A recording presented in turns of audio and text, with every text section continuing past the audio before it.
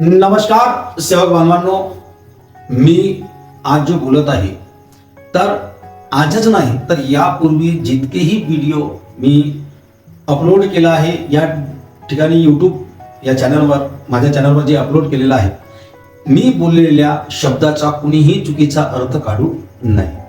कारण आहे त्याच्या मागे. आणि आजचा जो विषय घेत आहे, सेवका या मार्गाला बदनाम करू नका. शोकांनो, या मार्गाला बदनाम करू नका. मी यासाठी हा जितकेही व्हिडिओ घातलेला आहे, कुणी याच्यावर टीका टिप्पणी करतो आणि याला आपला एक बिझनेसचा पॅटर्न बनवलेला आहे. माझ्या विचारावर विचार करून एक धंद्याचा पॅटर्न बनवलेला आहे. मला धंद्यासोबत काही घेणं देणं नाही आणि मला प्रत्येकाच्या प्रश्नाच्या म्हणजे टीका टिप्पणी केला आहे ना, त्याच्या प्रत्येकाचा माझ्याकडे उत्तर आहे. पण मी त्यांच्यावर प्रति उत्तर देत नाही. याचा मतलब असं नाही की मला त्यांनी बोललेल्या शब्दांचा उत्तर मला माहित नाही. माझ्याकडे उत्तर असूनही मी गप्प का आहे, तर मला महान त्यागी बाबा जुंदेवजी यांनी दिलेल्या शिकवणीचा मान आहे आणि भान आहे. म्हणून सेवक बांधवांनो, आज ज्या महामानवापासून, ज्या महान त्यागीपासून आज आम्ही इतके सक्षम झालोय, समाजात उभे राहू शकतो असे सक्षम झालोय. आणि अर्थने म्हणा, म्हणजे पैशाने म्हणा, मानाने म्हणा, पदाने म्हणा, खुर्चीने म्हणा, प्रत्येक ठिकाणी आम्हाला चांगली जागा मिळालेली आहे. त्या महामानवापासून, ज्या महान त्यागीपासून आम्हाला हे जो सगळं वैभव मिळालं आहे, हे सगळं श्रेय महान त्यागी बाबा जुंदेवजी यांना जातो.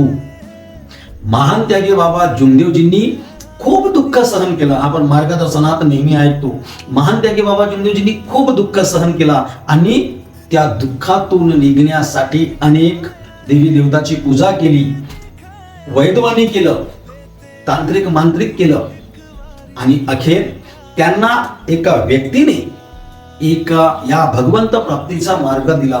भगवंत प्राप्तीचा मार्ग मिळाल्याच्या नंतर त्यांनी एका भगवंताची प्राप्ती केली आणि एका भगवंताची प्राप्ती करून त्यांना असं वाटलं की माझं जसं कुटुंब दुःखात होतं आणि सुखी झालं, माझं कुटुंब ज्या प्रकारे दुःखी होतं आणि सुखी झालं, त्या प्रकारे या संसारात कितीतरी कुटुंब आहेत जे दुःखी आहेत. आणि माझं जीवनाचं सोनं झालं, माझ्या कुटुंबाचं भलं झालं, तसंच या संसारातील दुःखी कुटुंबाचं भलं व्हावं म्हणून महान त्यागी बाबा जुंदेवजींनी स्वतः कष्ट केलं आणि स्वतःच्या कष्टाने, स्वतःच्या त्यागाने 4 तत्व मिळविला. आणि ती भगवत कृपा निष्काम भावनेने फुकट सेवकांना वाटून दिली. आणि वाटून दिल्याच्या नंतर बाबांकडे हळूहळू सेवक जुळू लागले. हळूहळू सेवक जुळल्याच्या नंतर सेवकांची संख्या वाढली आणि सेवकांची संख्या वाढली. जशा जशा अडचणी येत होत्या, तसं महान त्यागी बाबा जुंदेवजींनी सेवकांचं, या दुःखी मानवाचं प्रपंच कसं बळकट होईल, हा सेवक या मार्गात येणारा सेवक कसं बळकट होईल, याकडे कसं सक्षम होईल, याकडे लक्ष दिलं. आणि कालांतराने जशी जशी वेळ येत होती तसं तसं बाबांनी या मानव जीवनाच्या हिताचे नियम, तत्व तर 4 पहिलेच होते, शब्द नियमाची निर्मिती केली आणि तिला एक शिकवण म्हणून नाव दिली. मानव धर्माची शिकवण, 4 तत्व, 3 शब्द, 5 नियम. आणि यालाच अनुभव या माध्यमातून या ठिकाणी जोडलं, अनुभव घेऊन या मार्गाशी जोडलं. तर सेवक बांधवांनो, आम्ही या मार्गात आलो. सर्वांनी फक्त पहिला दिवस आठवा. जो माझा व्हिडिओ बघत आहे त्यांनी पहिला दिवस आठवा.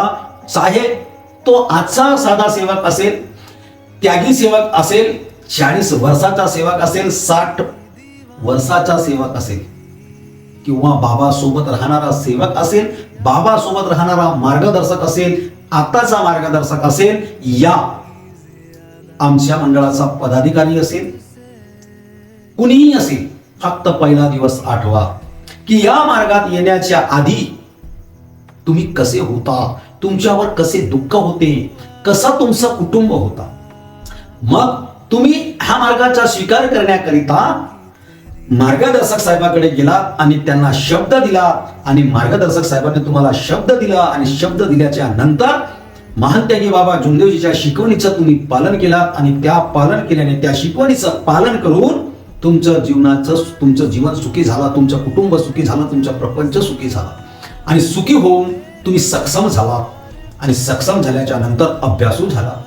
आज आपण या मार्गाशी जुळलो, सुखी झालो आणि सुखी झाल्याच्या नंतर आज आम्ही कसे वागत आहोत, आज आम्ही कसे वागत आहोत हीच आहे का बाबांनी दिलेली आम्हाला शिकवण.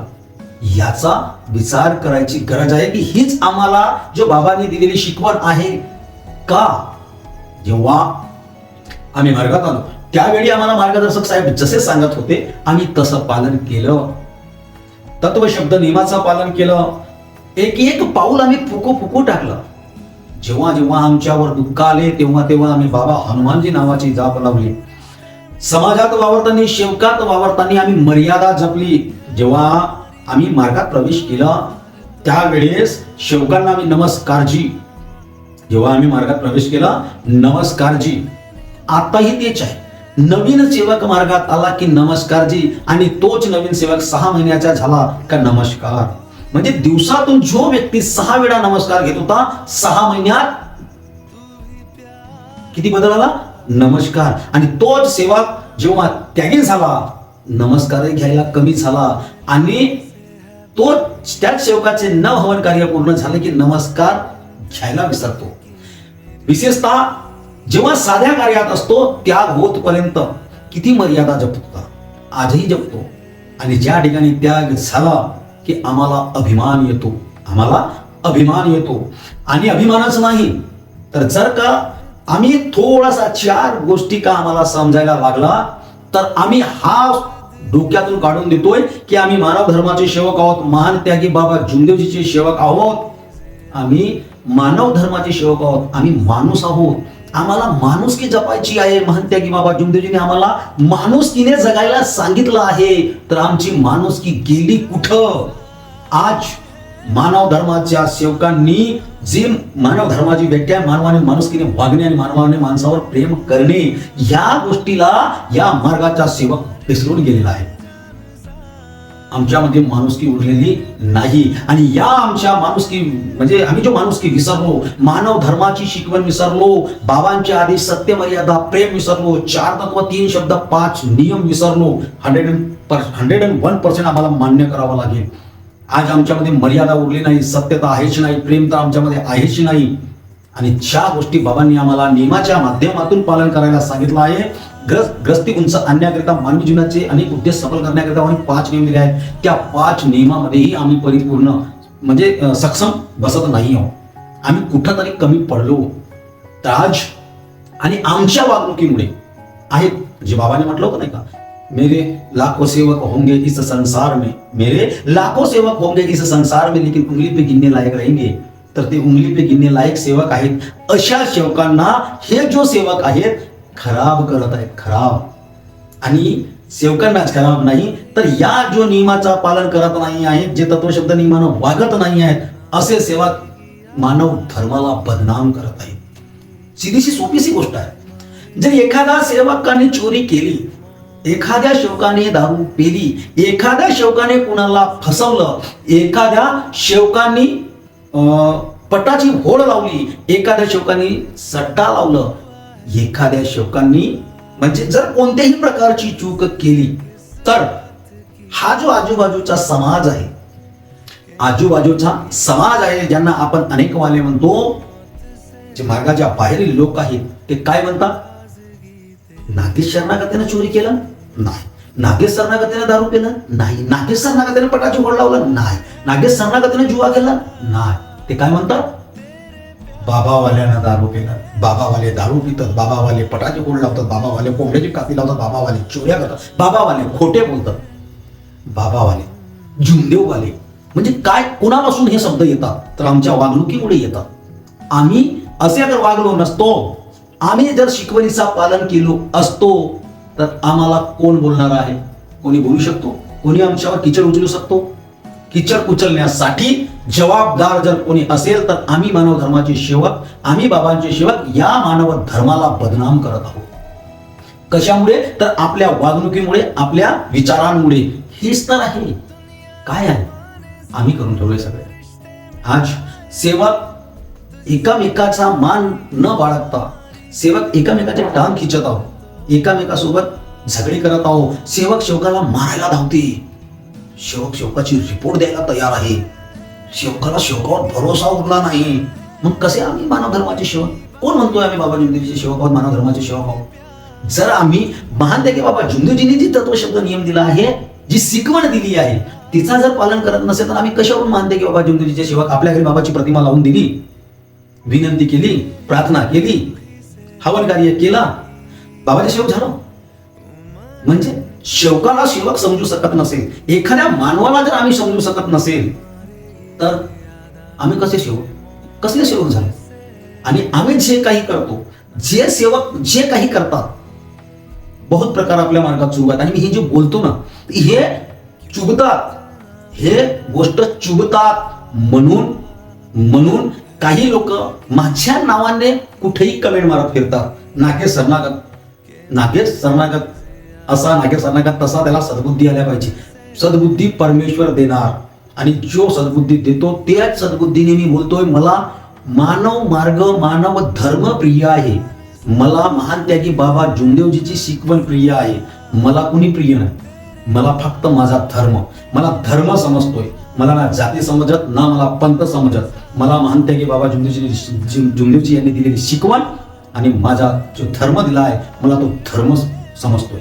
आणि या धर्मावर जो टीका टिप्पणी होतोय आमच्यामुळे, आमच्या सेवकांमुळे, आणि म्हणून मला हे बोलावं लागत आहे. तर याच्यामध्ये आम्ही चुकलोय, आम्ही याच्यात मी पण आलो. म्हणून आम्हाला बघून, जो पहिले जो बघून या मार्गाकडे लोकांचा पाहण्याचा जो दृष्टिकोन होता ना, किती प्रिय होता. लोक या मार्गामध्ये येण्यासाठी किंवा जाण्यासाठी दुसऱ्यांना प्रवृत्त करत होते. पण आज आमची वागणूक पाहून, आज आमचा रहन सहन पाहून, आमची शिस्त पाहून लोक धंदरत आहेत. विचार करण्यासारखी गोष्ट आलेली आहे. आणि आम्ही जे काही करतो तर याच्यामध्ये आमच्या नावाने कुणीही टीका टिप्पणी किंवा इल्जाम किंवा आरोप लावत नाही, तर आमच्या वागणुकीमध्ये आरोप लागतो आणि नाव खराब होतो, नाव बदनाम होतो, तो मार्गाचा आणि आपल्या सद्गुरू महान त्यागी बाबा जुमदेवजीचा. म्हणून माझ्या बोलण्याला वाईट मानून घेऊ नका आणि याच्यामध्ये दुरुस्ती करा. नागेश सरनागत असा का म्हणून उलट सुलट बोलतोय याच्या चिंतन मनन करा आणि आपल्या स्वतःमध्ये महान त्यागी बाबा जुमदेवजीच्या शिकवणीनुसार, मानव धर्मानुसार आपल्यामध्ये बदल आणा आणि मानव धर्माचे खरे सेवक बना. जर माझा व्हिडिओ आवडला असेल तर लाईक करा, कमेंट करा आणि प्रत्येक सेवकापर्यंत या व्हिडिओला शेअर करा आणि माझ्या चॅनलला सबस्क्राईब करून ठेवा. इतकंच बोलतो. सर्वांना माझा नमस्कार.